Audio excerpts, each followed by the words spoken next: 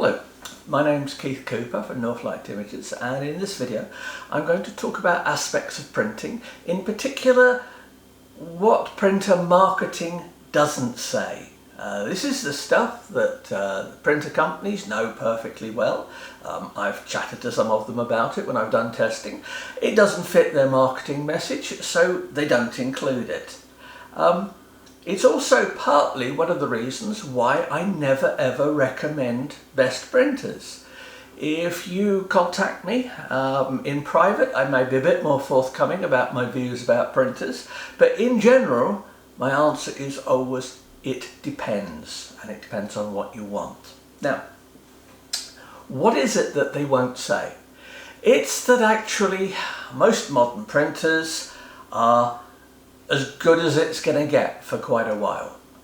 There are differences, but those differences are increasingly small. Now, if you've read my articles on the Northlight site, where my reviews go back over 10 years, and my videos, which I started doing last year, you'll see that I cover each printer. I look at prints produced from them. That means I have a huge, great pile of prints sitting about that I've done during testing. And I can safely say that if done well, it's almost impossible to tell the difference between two printers on the same paper of the same image. I say almost because there are significant differences. Now, the most obvious differences don't come between the make or whatever of the printer. They come on your choice of paper. So, for example, this particular shot here, black and white shot, is done on a luster finish paper, and this picture here is done on another luster finish paper. Now, without looking at the back of the prints, I couldn't tell you which printer these were printed on. Now, I'm talking printers A3 Plus and above. I do occasionally look at smaller printers. They're capable of good results, but I'm talking mainly of larger photo printers here. Most of the differences you see are due to the paper, and they're due to your choice of paper. I look on this, I can tell what it was printed on. Looking just at the picture on its own, I couldn't tell you. So, first of all, the biggest difference you'll see between printers is actually your choice of paper.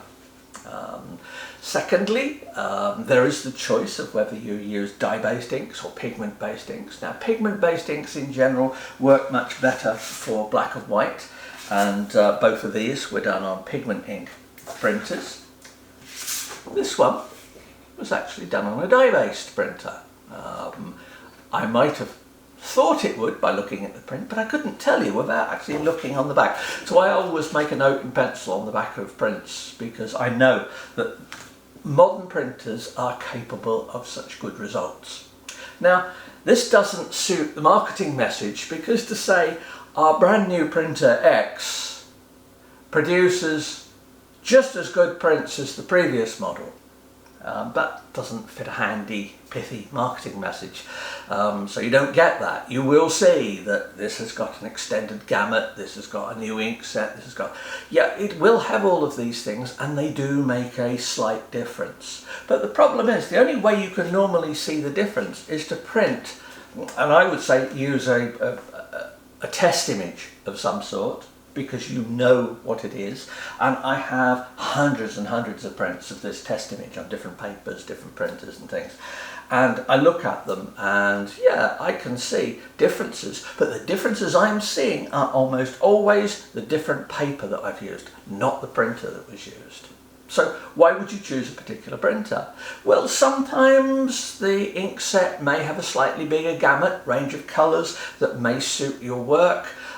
There are lots of things like this, but when it comes down to it, if your print workflow, and that's from photograph, editing, through to printing, print preparation for the file and printing it, choice of paper, if those are done well, then you will get a good quality print.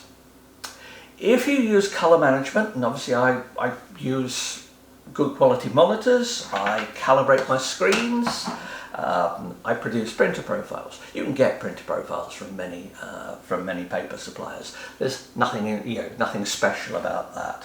So the technical stuff is stuff that you just get right.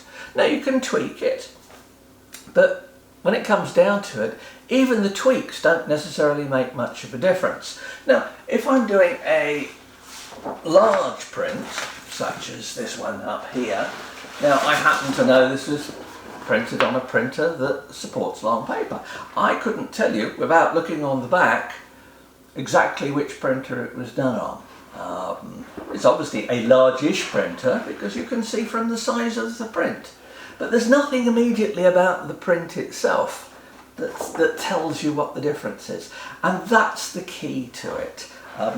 It's about the quality of your workflow, how you edit your images, and here's the bit, the other secret, and this is the one that photographers themselves all too often don't want to know or don't admit, and that is, if you have a rubbish photo to start with, then all the expertise and print quality in the world won't help give you a good print. Now that's difficult to accept. I put a lot of work into the craft side of printing, but I know that that craft side is there to support my vision, my producing pictures that have a use, have interest, that other people will like. And when you look at that, it comes down to what the actual photograph is and what it means. Now, I've done lots of other videos looking at aspects of printing, particularly if you're looking at selling prints. I've done a whole lot about what people see when they buy prints off you. But in general, it doesn't really matter that much which printer I've used here, as long as I've been more than competent in the photography and the preparation of the image, then that's what you'll get. You'll get a good photo, you'll get a good print. The other thing is to note that most photographers are, and I include myself in a lot of this criticism before you just say, it's your fault, your photos are rubbish. If I get a duff print, then apart from I might be testing some bit of print setup or something like that, or I might be testing a printer driver, if I get a duff print that doesn't look much, it's almost certainly my fault because the photo's not up to it. So the real effort should go into perfecting your workflow, so that's colour management, understanding about using profiles, calibrating your monitor, all the bits and pieces like that. But they're just bits around the edge in a way, because when it really comes down to it, if the photo itself is nothing special, then why should the print be anything special? And buying a new printer is similar to saying, if I buy a new camera, will I take better pictures? And the answer is almost always not. There is another bit about it, is that as the photographer, you are generally very poor at deciding which your best photos are.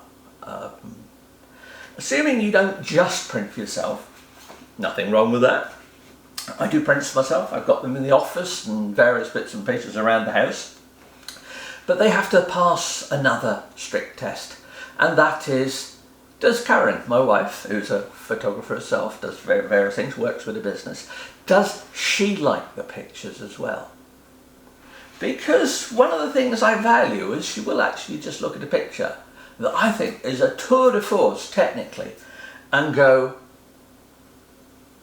why have you left a litter bin in the corner? So for architectural work like this, because my main paying work in better times, and hopefully to come again, is architectural photography, interiors architectural. I might produce a print like this, which I really like, this particular print. It's an example of using diagonal shift. And I look at that and think, yeah, that's great. Someone else, and this is what I say, one of the reasons why for commercial work, Karen looks through it. She'll go, yeah, there's a bin in the corner. Why don't you Photoshop it out? Now, these are not photos of record, so it doesn't matter whether I Photoshop out a litter bin in the corner or something like that to make the picture look good, because the aim is to make a picture look good. And as a commercial photographer, I know if the client doesn't like the picture, it counts for nothing.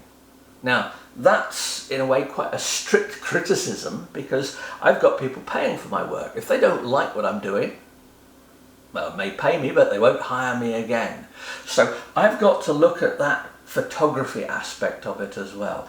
But when it comes to prints, I want to know that technically the print I've made is as good as it gets. And experience in testing all these printers over the years has told me that it doesn't matter which particular printer I get. So if I were to look at an Epson printer, I've been testing the Epson P900.